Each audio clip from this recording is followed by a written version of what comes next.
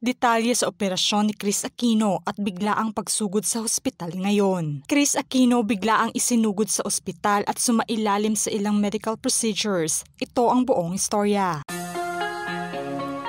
Nagbigay ng bagong update si Kris Aquino ngayon tungkol na sa kanyang kalagayan. Sa kanyang Instagram, inilahad niya ang biglaang pagdala sa kanya sa ospital sa Makati Medical Center dahil nasa kanyang vascular surgeon's preference. Ayon din sa kanya na pinalitan ang kanyang inserted peripheral catheter line sa nasabing ospital. Malinaw naman na sabi niyang hindi umano siya isang pasyente kundi isang diva. Naging suhestyon naman ng kanyang doktor na isugod siya sa malapit na ospital para na rin sa kanyang convenience. Makikita naman sa binigay na update niya ang larawan kung saan naka-wheelchair nga siya at bandang 6 AM umano nang makarating sila sa ospital. At bandang 7 ng umaga ay nag-antay na lamang sila para na sa procedure. Sa dagdag na paglalahad pa niya, mas lalong lumaki umano ang bilang ng kanyang medical team. Dahil na rin sa pagdami ng kanyang autoimmune diseases na umabot na sa 9. Kung saan ang kanyang 5 autoimmune disease na meron siya ay nakakamatay. Sa patuloy na gamutan niya, ipinapasa Diyos na niya ang lahat at tanggap na niya kung gaano kahirap ang kondisyon na meron siya ngayon. Sa nakakalungkot na update niya ngayon, sa kabilang banda naman ay positibo pa rin ang kanyang pananaw. Ibinahagi naman niya na unti-unti nang bumabalik ang gana niya sa pagkain. Kung saan pinasalamatan niya ang kaibigan na si Jessica Soho at mga iba pang kaibigan sa pagpapadala nito sa kanya ng maraming masustansyang pagkain. Sa kasalukuyan, nasa 88 pounds na umano ang kanyang timbang na siyang kinukonsiderang panalo umano sa kabila ng kanyang kondisyon ngayon. Hindi rin nalimutang pasalamatan ni Kris ang kanyang ex-boyfriend na si Dr. Mike Padlan, na siyang nariyan sa kanyang tabi habang nasa medical procedure siya. Ikinalungkot rin niya na hindi umano tinanggap ni Dr. Padlan ang kanyang offer na maging lead physician niya ngunit naiintindihan naman niya ang punto at sinabi nito tungkol sa kanilang hiwalayan. I am sad that you declined to remain as one of my lead physicians. But I do understand what you meant when you said to let me go. Mahirap talaga kapag magkaibigang mundo ang pinanggagalingan at nakasanayan. Samantalang hiling naman niya na sana ay maibsan na ang galit nito sa kanya at maging okay na sila ng tuluyan. Hindi naman niya idinitalye pa ang ugat ng kanilang hiwalayan kung matatandaan na kalagitnaan ng Marso. Inanunsyo niya ang tungkol sa kanilang hiwalayan na tumagal lamang ng 5 buwan. Sa sitwasyon at kondisyon ni Kris ngayon, ibinahagi din niya ang paghingi ng sorry ng kanyang kaibigang si Ogie Diaz. Dahil tila napasama umano ang komento niya kay Dr. Padlan.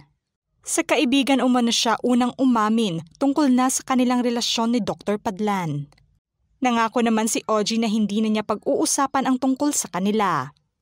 Pinagdarasal na lamang niya ang maagang paggaling ng kaibigan lalo pa at bagong opera pa ito. Mare, sorry na stress ka pa. Dr. Padlan, sorry dahil naging masama ang dating ng komento ko sa'yo.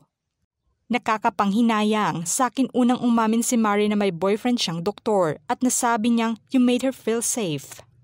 Para mas mabilis ang pagaling mo na pinagdarasal ng marami, hindi ko na siya pag-uusapan. Sorry talaga Mare, hindi mo na kailangan ng stress, bagong opera ka pa man din. Patuloy pa rin ang gamutan ni Kris ngayong nasa Pilipinas na siya. Matatanda ang nakabase ang gamutan niya noon sa Amerika. Hindi naman naging madali ang pagbabalik Pinas niya noon nakaraang Setyembre. Ngunit nitong mga nakaraang linggo lang ay nagkaroon din siya ng ilang mga pasa at rashes at nakitaan ng lupus flare-up, kung saan nakaramdam din siya ng lagnat na tumagal ng ilang linggo. Isa naman sa concern niya ay ang palaging pagsumpong ng kanyang migraine. At umabot na umano sa lagpas 37 injections simula 2017 hanggang ngayon, upang mapigilan lamang ang pagsakit ng kanyang ulo.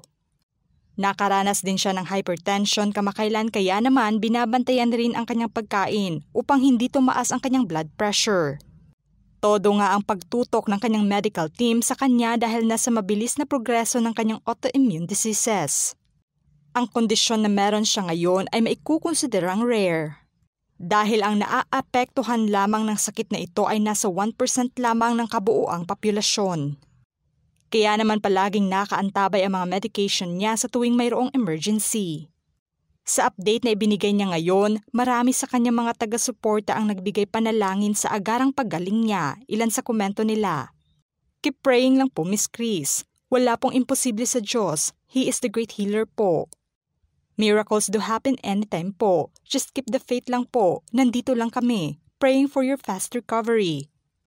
Sa palaging pagbibigay niya ng update, nasisilayan ng publiko ang kanyang estado.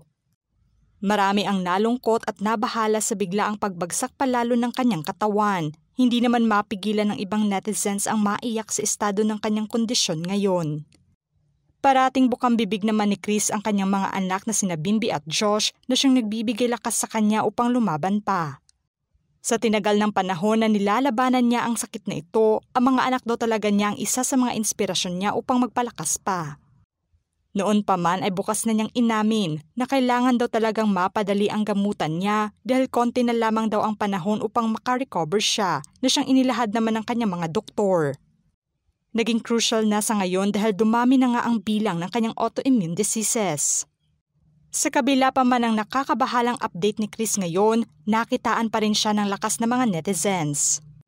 Tunay na palaban nga ito sa kabila pa man ng kanyang iniindang karamdaman. Simula 2018, nang unang inamin niya na may autoimmune disease siya at hanggang ngayon ay nakikipaglaban pa rin siya sa sakit na ito. Tunay na hindi umano biro ang pakikipaglaban niya. Patuloy pa rin siya na nagpakatatag sa lahat ng mga medication at procedures niya. Lubos na pinasalamatan naman niya ang kanyang mga doktor at medical team na walang sawang umalalay at ginagamot siya. Ginawa umano ng mabuti ng kanyang mga doktor ang lahat ng makakaya nila upang matulungan siya na makarecover. Mataas naman ang kumpiyansa niya at tiwala sa mga ito na mapapabuti ang kanyang kalagayan. Nagpapasalamat naman siya sa lahat ng mga taong pinagdarasal ang kanyang paggaling at ramdam umano niya ang pag-aalala ng mga ito sa kanya. Bukod sa mga anak na kinakapitan niya, patunay rin ang ibang tao na nagdarasal sa kanya sa nakapagbigay ng magandang pag-asa at lakas para sa kanya. Saludo pa rin ang mga netizens kay Chris ngayon na kahit sa kabila pa man ng kanyang kondisyon ay nagbibigay pa rin ito ng update sa publiko. Ipinangako nga niya noon pa man na ipapaalam niya sa publiko ang estado ng kanyang kondisyon. Dahil ayaw daw niyang ilihim ang kanyang kalagayan sa publiko. Sa palaging pagbibigay ng update niya ay bumuhos naman ang panalangin ng publiko para sa kanya. Sa ngayon, giit niya, ay tinanggap na lamang niya ang mga maaaring posibilidad na mangyari. At ipinapasa Diyos na lamang ang lahat sa kanyang tuluyang paggaling.